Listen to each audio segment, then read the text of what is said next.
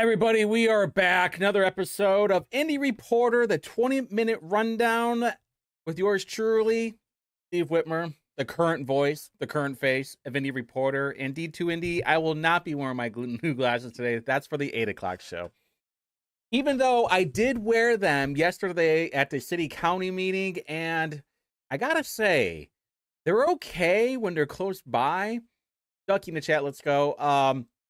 But like far away, they don't pick up a whole lot of noise. This was actually like the very first time that I wore them out and about. I really wanted to see. I was slightly worried that I was going to get hogtied by some bums, but fortunately, that didn't happen. So we're good. Your boy's back, and we're going to talk about a few things. Remember, 20-minute rundown is how it works. I only got 20 minutes to talk, and after that, it's over. All right, so what happened at the city-county meeting yesterday was we got a changing of the guard. Unfortunately, it was the old guard. Maggie Lewis is now president. Vop is out. Allie Brown is out. John Barth is in. And Jared Evans will now assume Democrat majority leader. Cool. Don't care. Jared Evans kind of sucks, but what are you going to do? So what people don't understand, too, is that Maggie Lewis used to be president of the city council before Vop was there. It was like Maggie Lewis, then Stephen Clay, then Stephen Clay got kicked out, then Vop came in. Now, same thing with John Barth. He was also vice president there for a little bit. Now, for those who don't know who Maggie Lewis is, she is the president, I think CEO of Indianapolis Boys and Girls Club. Now, what people really never connect the two dots of like how this pie is put together in Indianapolis is with Ryan Mears. This is why it's so important that it's not what you know, it's who you know. Ryan Mears had this like second chance workshop a few years ago, and it was for nonviolent juvenile offenders, and they would get a 1-year membership at the Boys and Girls Club of Indianapolis. Well, guess who is the CEO of the Boys and Girls Club of Indianapolis? That's right, Maggie Lewis. So the big question is, were there taxpayer funding dollars helping her out? Was it out of Ryan Mears' own pocket, or were they just giving the memberships for free? That's what I would like to know. Unfortunately, no one's going to ask, and they're never going to reply to my emails. But, however, as usual, there was a little bit of drama at the city-county meeting because Jesse Brown, Mr. Woodchuck himself, was there. And Leroy, once the whole voting started going around, started happening, Leroy was trying to mog Jesse Brown, and Jesse Brown said, nah, not going to happen. Thank you, Madam Chair. I was hoping to encourage my colleagues to think about the vote that they have just taken.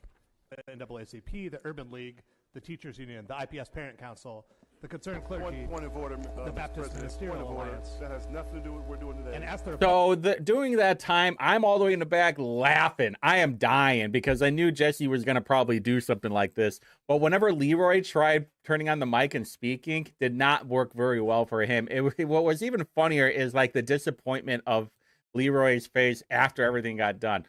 All right, so this was probably the more important of all the proposals, at least in my opinion, for last night.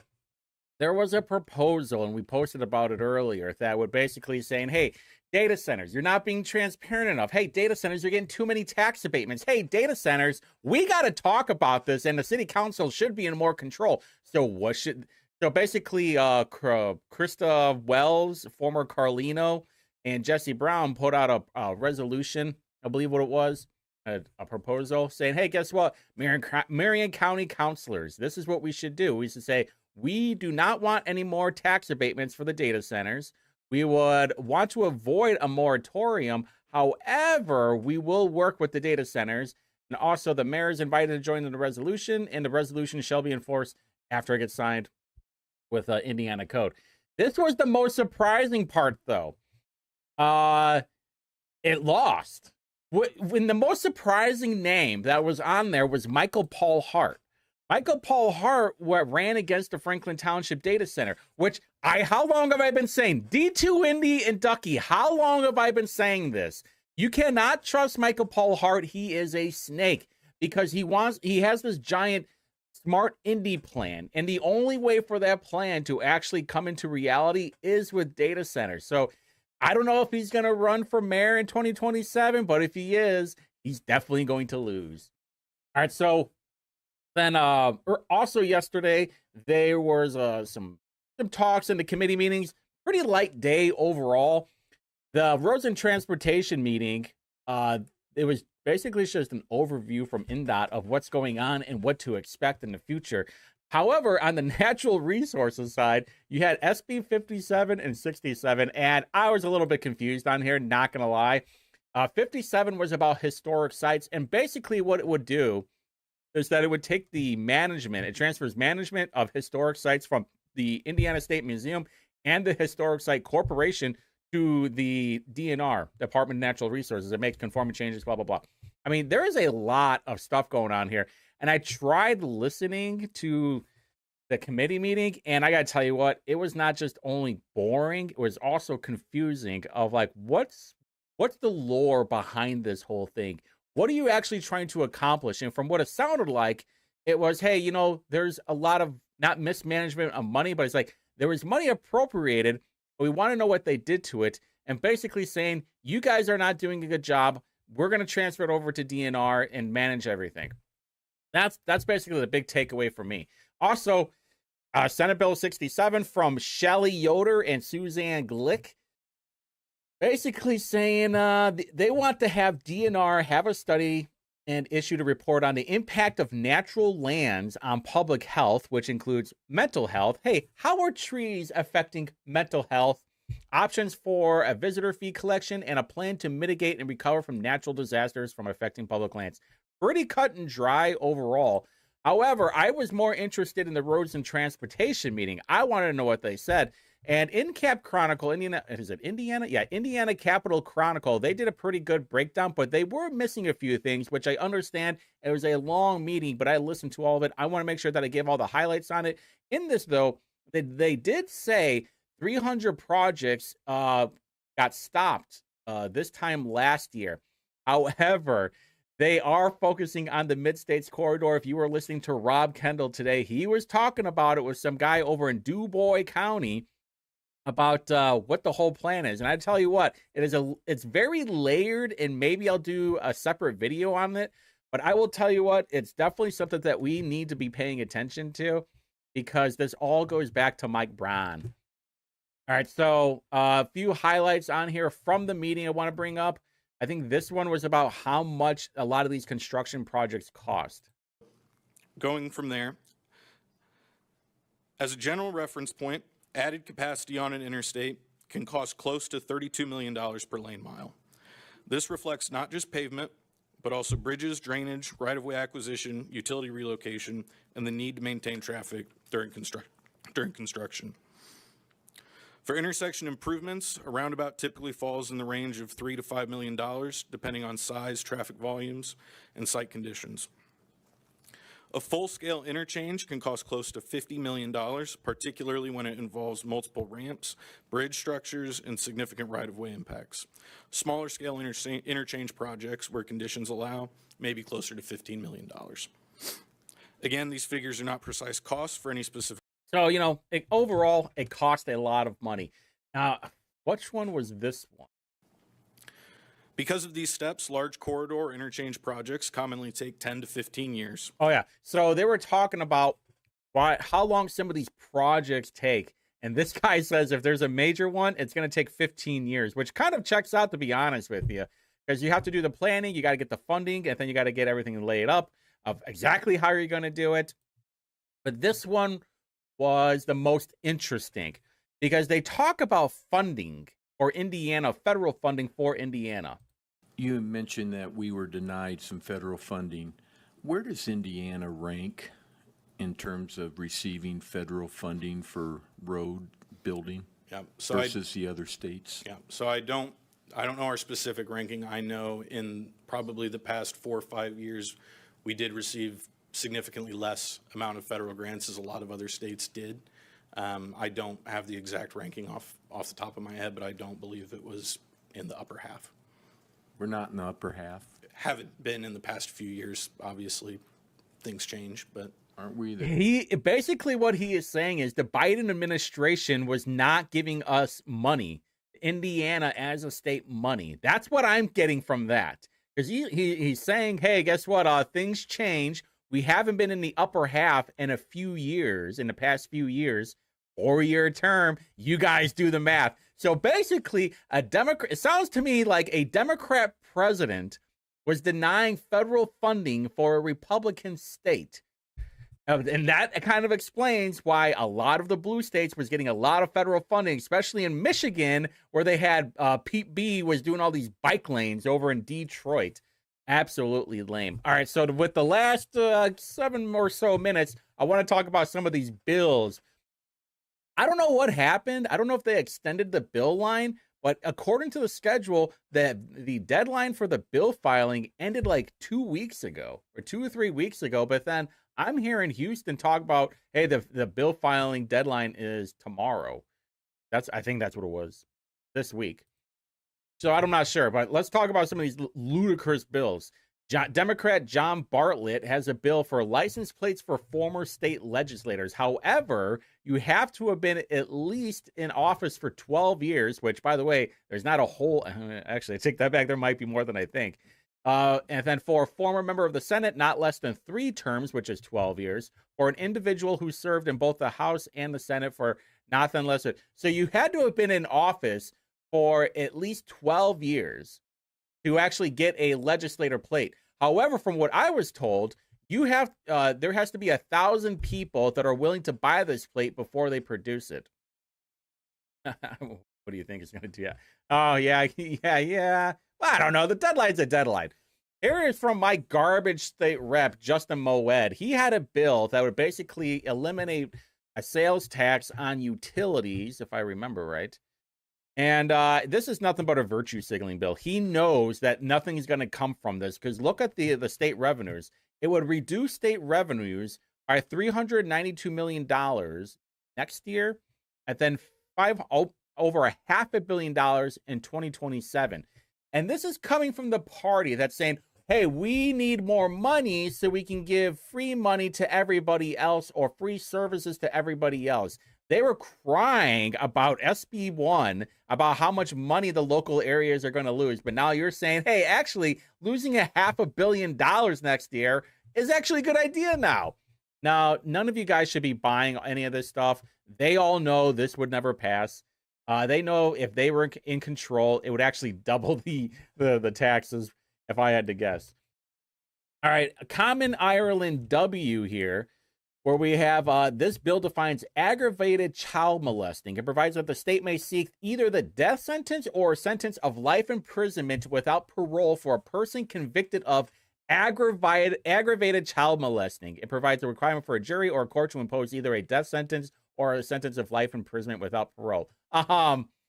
Based?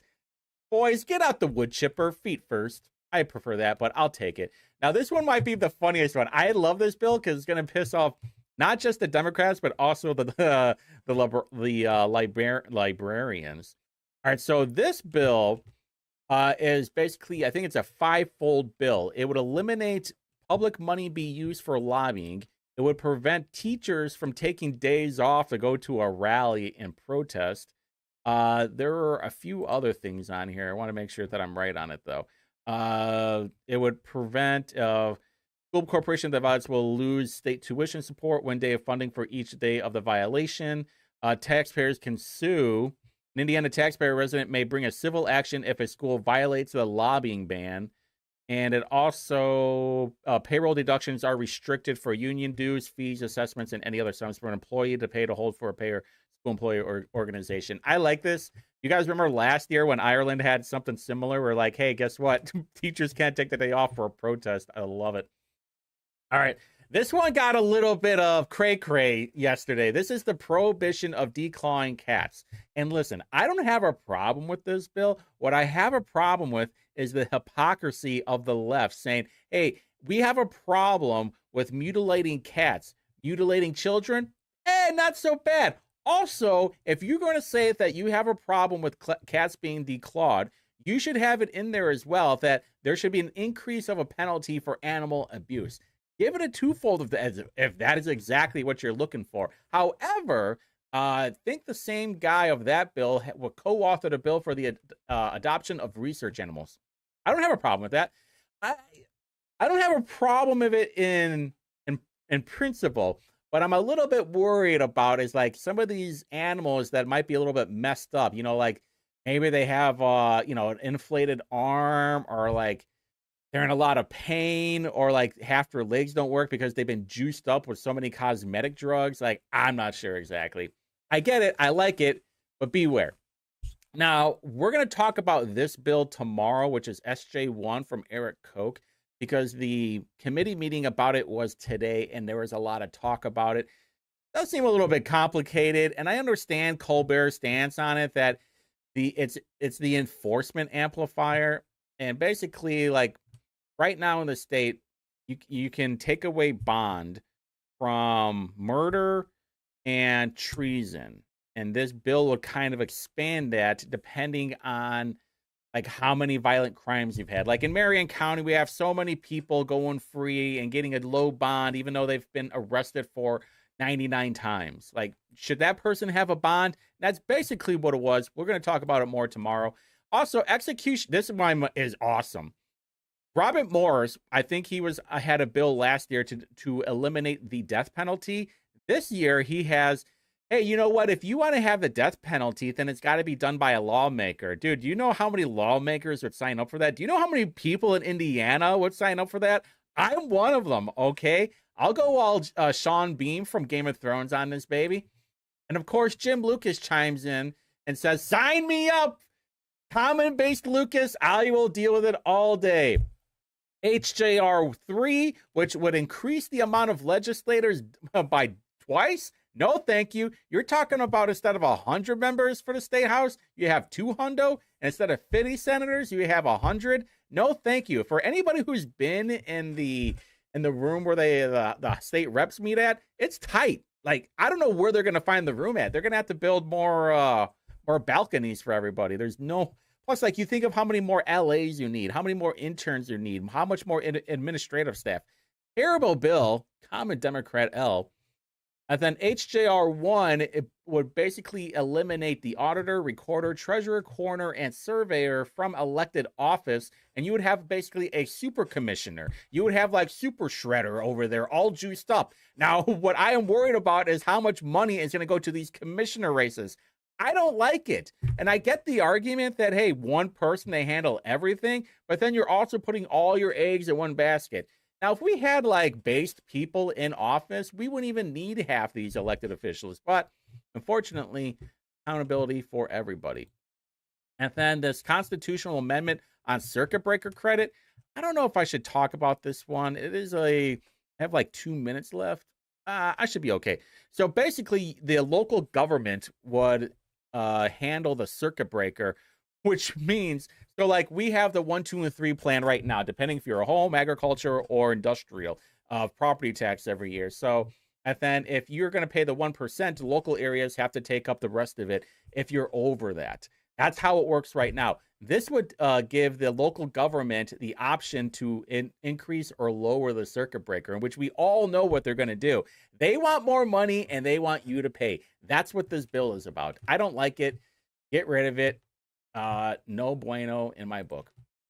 And then the use of public restrooms from Bruce Borders. They would make it a Class B misdemeanor if a male knowingly or intentionally enters a restroom that is designated to be used only by females. Do you know how many drunk guys go into the bar and they accidentally go into the female bathroom? Not me. I never get that bad. However, I could see that turning out to be that way. So Becky Cash has a couple of great bills. I'm going to be focusing on HB 1086, and she also co-authored a Medicaid Matters bill, which I absolutely love this one. We need to make sure that HB 1012 gets a hearing and it also passes the House. This is going to help with fraud in the Medicaid system. So what's going on? Like I said, we're going to talk about SJR 1 tomorrow. Loaded docket tomorrow in the IGA. Which we'll talk about on Friday. And then that's about what's going on. The House and the Senate don't meet until Thursday. And that's